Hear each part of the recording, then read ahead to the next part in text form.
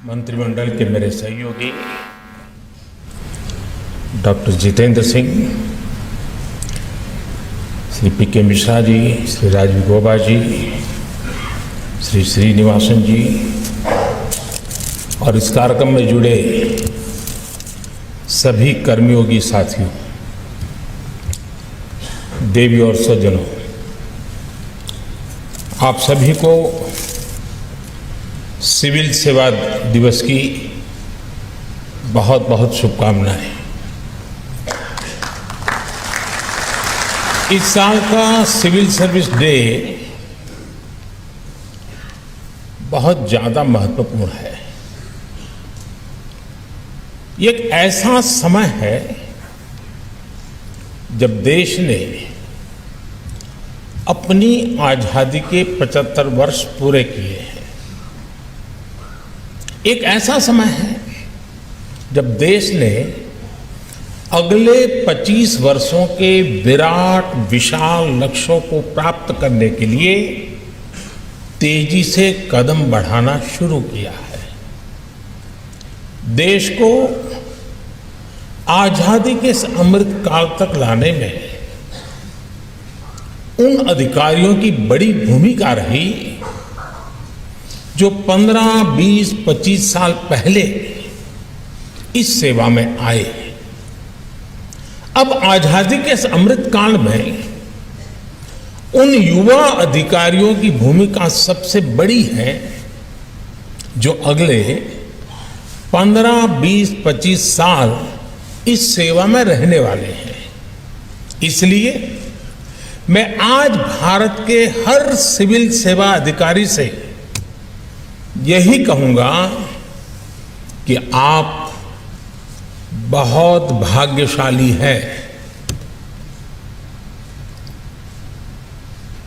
मुझे पूरा विश्वास है कि मेरी बात पे आपको भरोसा होगा।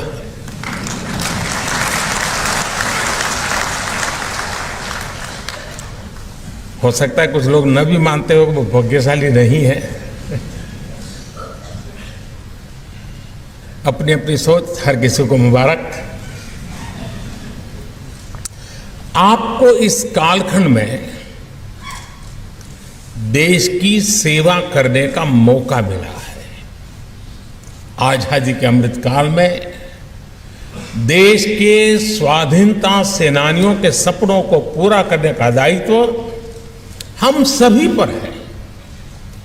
हमारे पास समय कम है, लेकिन सामर्थ्य भरपूर है। हमारे लक्ष्य कठिन है, लेकिन हौसला कम नहीं है। हमें पहाड़ जैसी ऊंचाई भले चढ़नी है, लेकिन इरादे आसमान से भी ऊंचे, ज्यादा ऊंचे हैं।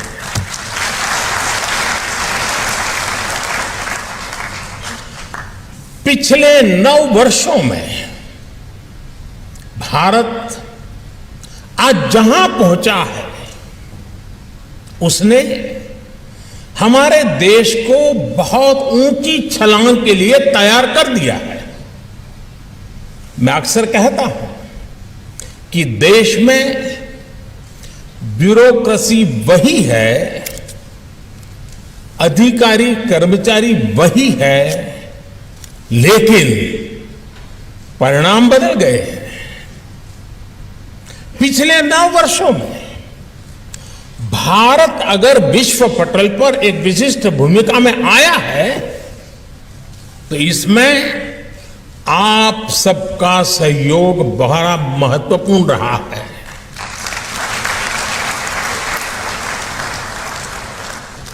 पिछले 9 वर्षों में अगर देश के गरीब से गरीब को भी सुशासन का विश्वास मिला है, तो इसमें भी आपकी मेहनत ने रंग लाया है। पिछले 9 वर्षों में अगर भारत के विकास को नई गति मिली है, तो ये भी आपकी भागीदारी के बिना संभव नहीं था।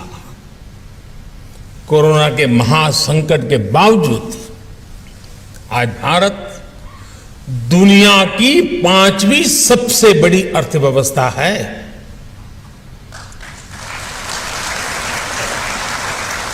आज भारत फिनटेक वर्ल्ड में छाया हुआ है। डिजिटल पेमेंट्स के मामले में भारत नंबर 1 है। आज भारत दुनिया के उन देशों में है जहां मोबाइल डेटा सबसे सस्ता है।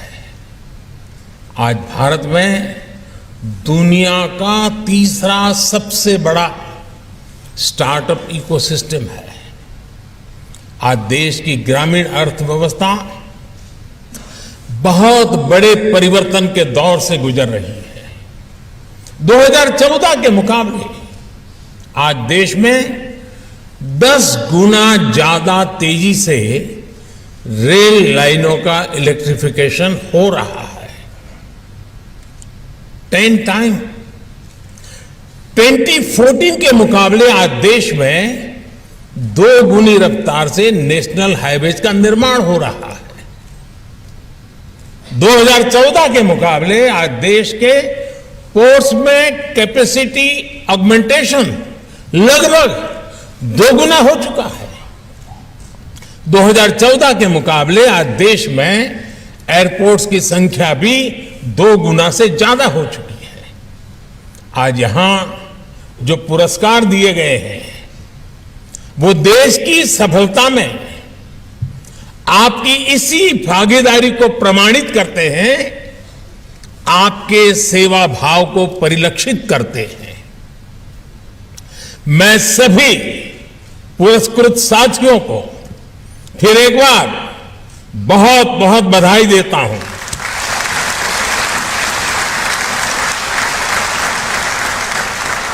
साथियों, बीते वर्ष 15 अगस्त को मैंने लाल किले से देश के सामने पंच प्राणों का आह्वान किया है।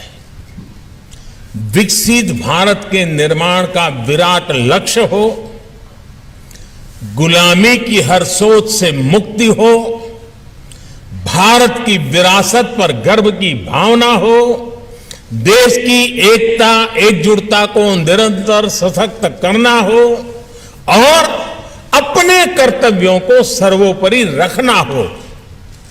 इन पंच प्राणों की प्रेरणा से जो ऊर्जा निकलेगी वो हमारे देश को वो ऊंचाई देगी जिसका वो हमेशा हकदार रहा है।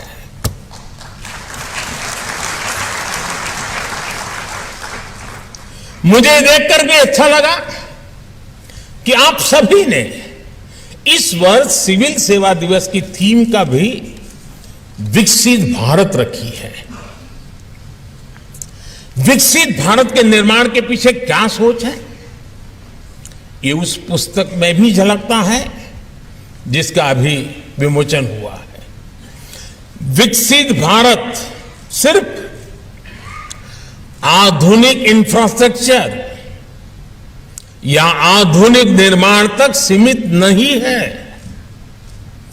विकसित भारत के लिए आवश्यक है भारत का सरकारी सिस्टम हर देशवासी की आकांक्षाओं को सपोर्ट करे। विकसित भारत के लिए आवश्यक है भारत का हर सरकारी कर्मचारी देशवासियों के सपनों को सच करने में उनकी मदद करे। विकसित भारत के लिए आवश्यक है भारत में सिस्टम के साथ जो नेगेटिविटी बीते दशकों में जुड़ी थी वो पॉजिटिविटी में बदले। हमारा सिस्टम देशवासियों के सहायक के रूप में अपनी भूमिका को आगे बढ़ाए। साथियों, आजादी के बाद के दशकों का हमारा अनुभव रहा है योजनाएं कितनी भी बेहतर हो, कागज पर कितना ही शानदार रोड मैप क्यों ना हो, लेकिन अगर लास्ट माइल डिलीवरी ठीक नहीं होगी तो अपेक्षित परिणाम नहीं मिलेंगे। आप भली भांति जानते हैं कि पहले के सिस्टम की ही देन थी कि देश में 4 करोड़ से ज्यादा फर्जी गैस कनेक्शन थे। ये पहले की सिस्टम की ही देन थी कि देश में 4 करोड़ से ज्यादा फर्जी राशन कार्ड थे। ये पहले की सिस्टम की ही देन थी कि देश में 1 करोड़ काल्पनिक महिलाओं और बच्चों को महिला और बाल विकास मंत्रालय की सहायता जा रही थी। ये पहले की सिस्टम ही थी और उसी की देन थी कि अल्पसंख्यक मंत्रालय करीब 30 लाख फर्जी युवाओं को स्कॉलरशिप का लाभ देता रहता था। और ये भी पहले की ही सिस्टम की देन है कि मनरेगा के तहत देश में लाखों ऐसे फर्जी अकाउंटेंट बने, लाखों ऐसे श्रमिकों के पैसे ट्रांसफर किए गए जिनका अस्तित्व ही नहीं था। अब सोचिए, जिनका कभी जन्म ही नहीं हुआ, वो सिर्फ कागजों में ही पैदा हुए, ऐसे लाखों करोड़ों फर्जी नामों की आड़ में एक बहुत बड़ा इकोसिस्टम भ्रष्टाचार में जुटा था। आज देश के प्रयासों से, आप सभी के प्रयासों से ये सिस्टम बदला है। देश के करीब करीब 3 लाख करोड़ रुपए गलत हाथों में जाने से बचे हैं। आप सब इसके लिए अभिनंदन के अधिकारी हैं।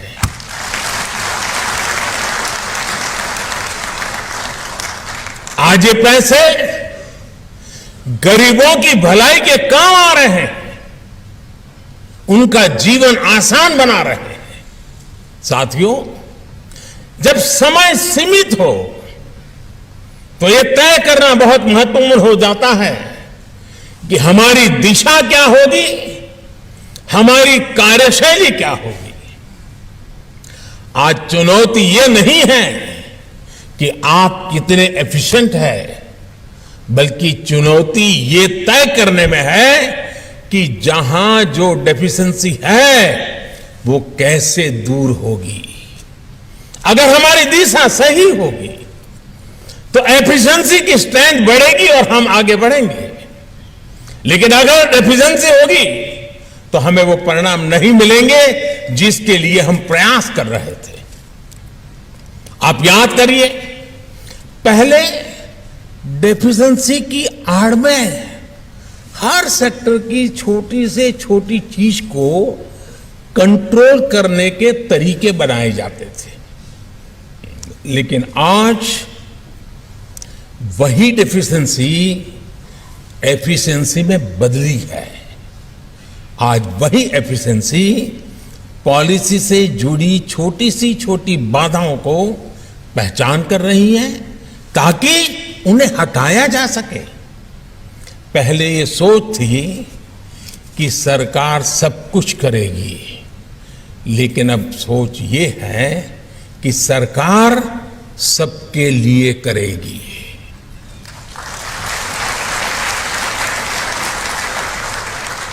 अब सरकार सबके लिए काम करने की भावना के साथ टाइम और रिसोर्सेज का एफिशिएंटली उपयोग कर रही है। आज की सरकार का ध्येय है नेशन फर्स्ट, सिटीजन फर्स्ट। आज की सरकार की प्राथमिकता है वंचितों को वरीयता। आज की सरकार एस्पिरेशनल डिस्ट्रिक्ट तक जा रही है, एस्पिरेशनल ब्लॉक्स तक जा रही है।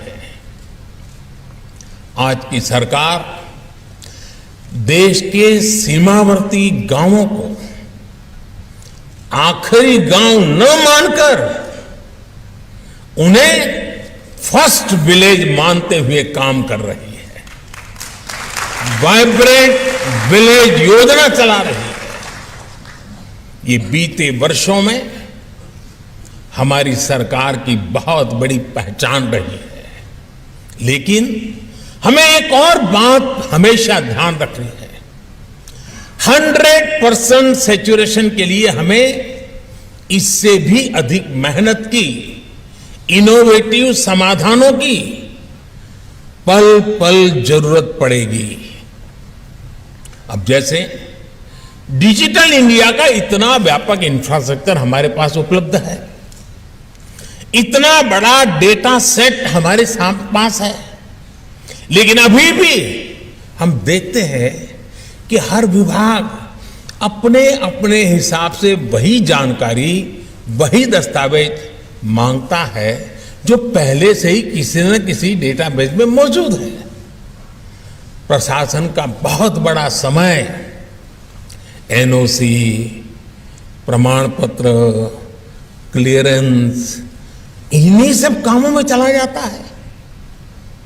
हमें इनके सॉल्यूशन निकालने ही होंगे, तभी ईज ऑफ लिविंग बढ़ेगी, तभी ईज ऑफ डूइंग बिजनेस बढ़ेगा।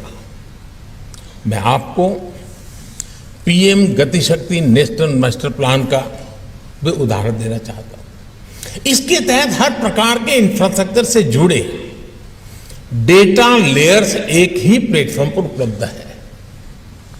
इसका हमें अधिक से अधिक उपयोग करना है। हमें सोशल सेक्टर में बेहतर प्लानिंग और एग्जीक्यूशन के लिए पीएम गति शक्ति का ज्यादा से ज्यादा इस्तेमाल करना चाहिए। इससे हमें लोगों की जरूरतों को आइडेंटिफाई करने में और एजुकेशन में आने वाली मुश्किलों को दूर करने में मदद मिलेगी ही मिलेगी। इससे डिपार्टमेंट्स के बीच, डिस्ट्रिक्ट और ब्लॉक के बीच संवाद और सरल होगा। इससे हमारे लिए आगे की स्ट्रेटजी बनाना भी ज्यादा आसान होगा। साथियों, आजादी का ये अमृत काल, ये टाइम पीरियड भारत के सभी सरकारी कर्मचारियों के लिए जितने बड़े अवसर लेकर आया है, उतना ही चुनौतीपूर्ण भी है। इतनी सारी उपलब्धियों के बावजूद, तेज गति से हासिल हुई सफलताओं के बावजूद, मैं इसे चुनौती क्यों कह रहा हूं, और मैं मानता हूं कि इस बात को आपको भी समझना होगा। आज भारत के लोगों के एस्पिरेशंस, उनकी आकांक्षाएं बहुत तेजी से बढ़ रही है। विकसित भारत के लिए, व्यवस्थाओं में बदलाव के लिए अब देशवासी और ज्यादा इंतजार नहीं करना चाहते। देश के लोगों की इस एस्पिरेशन को पूरा करने के लिए हम सबको, आपको पूरे सामर्थ्य से जुटना ही होगा। तेजी से निर्णय लेने होंगे, उन निर्णयों को उतनी ही तेजी से लागू करना होगा। और आपको एक और बात का ध्यान अवश्य रखना होगा कि आज, और ये मैं कह रहा हूं इसलिए नहीं, आप भी अनुभव करते होंगे, आज पूरे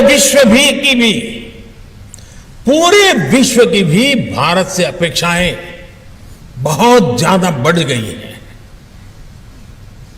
दुनिया भर के एक्सपर्ट्स, विभिन्न अंतर्राष्ट्रीय संस्थाएं ये कह रही है कि भारत का समय आ गया है। India time has arrived. ऐसी स्थिति में भारत की ब्यूरोक्रेसी को एक भी पल गंवाना नहीं है। आज मैं भारत की ब्यूरोक्रेसी से, भारत के हर सरकारी कर्मचारी से, चाहे वो राज्य सरकार में हो या केंद्र सरकार में, मैं एक आग्रह जरूर करना चाहता हूं। देश ने आप पर बहुत भरोसा किया है, आपको मौका दिया है। उस भरोसे को कायम रखते हुए काम करिए। मैं आपसे अक्सर कहता हूं कि आपकी सर्विस में आपके निर्णयों का आधार सिर्फ और सिर्फ देश हित होना चाहिए। हो सकता है फील्ड में आपको किसी एक व्यक्ति के लिए कोई फैसला लेना हो, किसी एक समूह के लिए कोई फैसला लेना हो, लेकिन तब भी आप ये जरूर सोचें कि मेरे इस निर्णय से, निर्णय भले ही छोटा क्यों ना हो, मेरे इस निर्णय से देश का क्या भला होगा। यानी आपके लिए कसौटी देश हित ही है। और मैं आज भारत की ब्यूरोक्रेसी के लिए इस कसौटी में एक और बात जोड़ना चाहता हूं। मुझे विश्वास है आप इस कसौटी पर भी खरा उतरेंगे। साथियों, किसी भी लोकतंत्र में राजनीतिक दलों का बहुत महत्व होता ही है और यह आवश्यक भी है और ये लोकतंत्र की ब्यूटी है। हर दल की अपनी विचारधारा होती है। संविधान ने हर दल को यह अधिकार दिया है, लेकिन एक ब्यूरोक्रेट के तौर पर, एक सरकारी कर्मचारी के तौर पर अब आपको अपने हर निर्णय में कुछ सवालों का अवश्य ध्यान रखना ही पड़ेगा।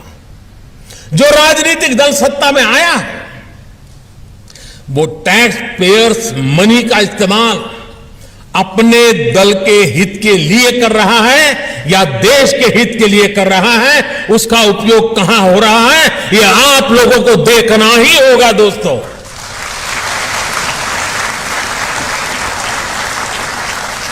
वो राजनीतिक दल अपने दल के विस्तार में सरकारी धन का उपयोग कर रहा है या फिर देश के विकास में उस पैसों का इस्तेमाल कर रहा है, वो राजनीतिक दल अपना वोट बैंक बनाने के लिए सरकारी धन लुटा रहा है या फिर सभी का जीवन आसान बनाने के लिए काम कर रहा है, वो राजनीतिक दल सरकारी पैसे से अपना प्रचार कर रहा है या फिर ईमानदारी से लोगों को जागरूक कर रहा है, वो राजनीतिक दल अपने कार्यकर्ताओं को ही विभिन्न संस्थाओं में नियुक्त कर रहा है या फिर सबको पारदर्शी रूप से नौकरी में आने का अवसर दे रहा है।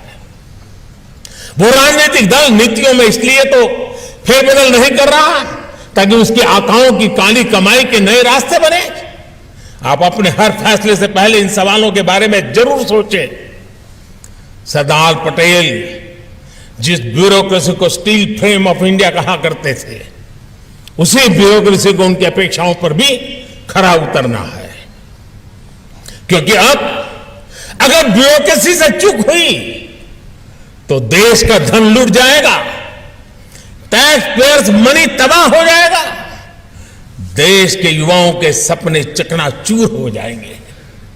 साथियों, जो युवा बीते कुछ वर्षों में या पिछले दशक में देश की सिविल सेवा से जुड़े हैं, उन्हें मैं कुछ बातें विशेष तौर पर कहना चाहता हूं। आप भी जानते हैं कि जीवन जीने के दो तरीके होते हैं।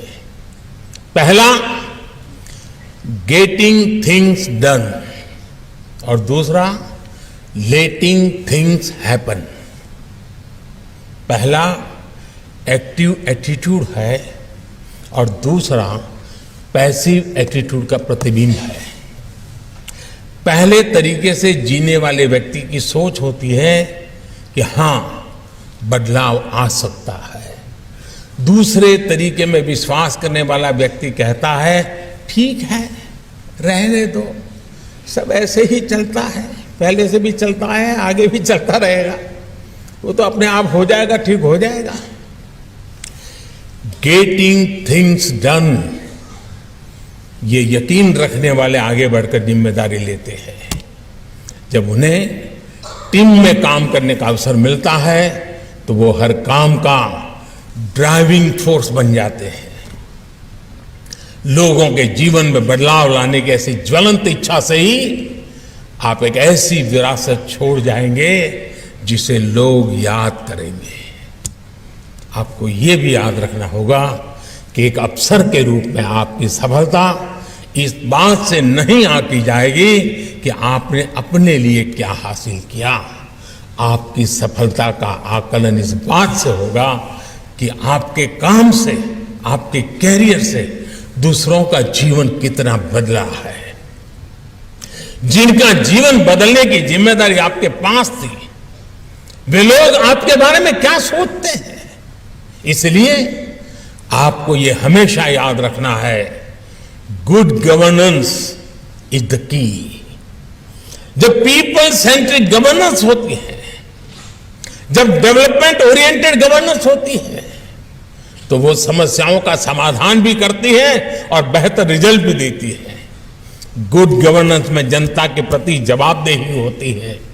एक ही राज्य में एक जिला अच्छा परफॉर्म करे और दूसरा न करे, तो इसके पिछले असली वजह गुड गवर्नेंस का अंतर ही होता है। हमारे सामने एस्पिरेशनल डिस्ट्रिक्ट्स का उदाहरण है। हमने जब जोश से भरे देश के युवा अफसरों को वहां नियुक्त किया, उन्हें गुड गवर्नेंस के लिए प्रेरित किया, तो नतीजे भी बेहतरीन आए। आज अनेक एस्पिरेशनल डिस्ट्रिक्ट्स डेवलपमेंट पैरामीटर्स में देश के दूसरे जिलों से भी बहुत अच्छा प्रदर्शन कर रहे हैं। जब आप इस पर फोकस करेंगे, पीपल्स पार्टिसिपेशन पर फोकस करेंगे, तो जनता में भी ओनरशिप का भाव, उसकी भावना और अधिक मजबूत होगी। और जनता जनार्दन किसी भी योजना की ओनरशिप ले लेती है तो अभूतपूर्व नतीजे आना सुनिश्चित हो जाता है।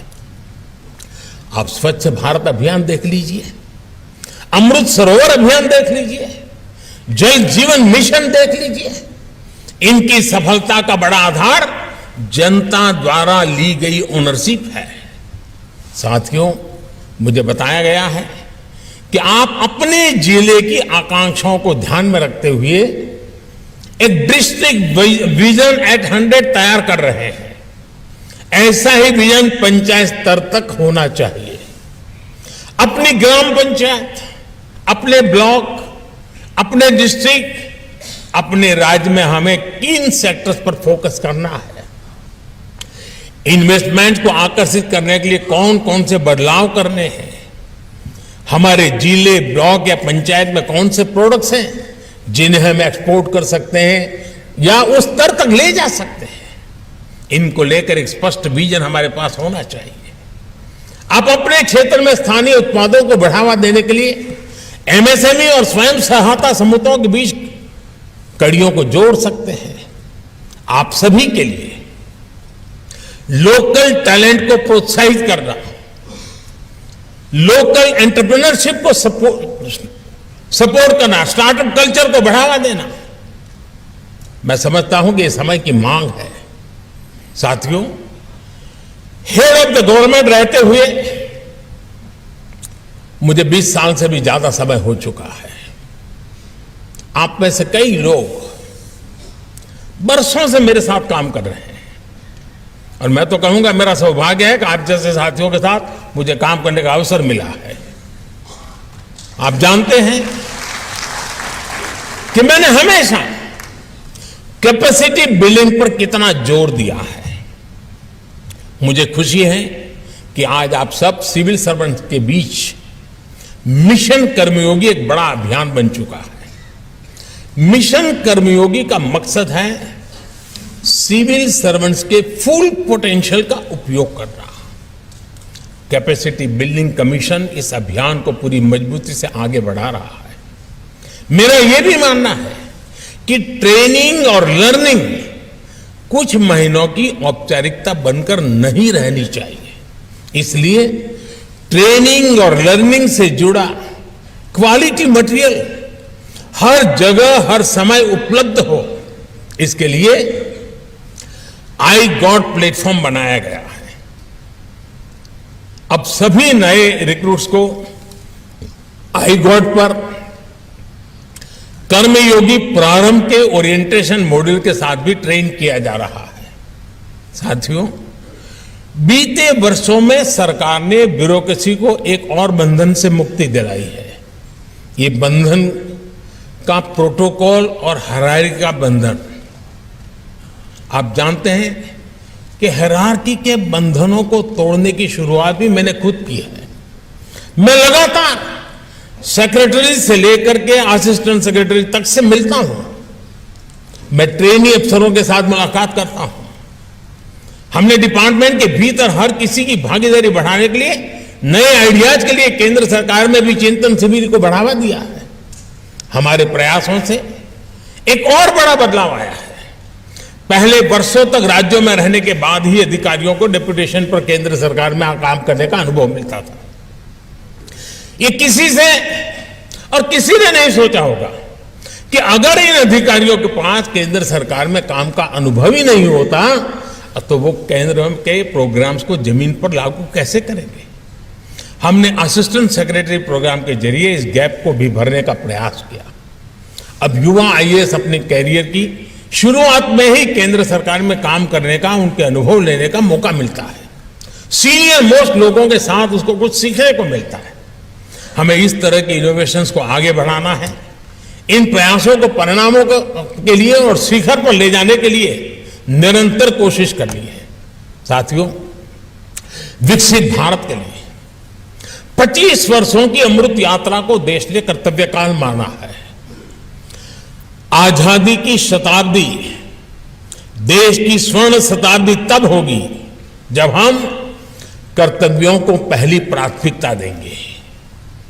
कर्तव्य हमारे लिए विकल्प नहीं, संकल्प है। ये समय तेजी से बदलाव का समय है।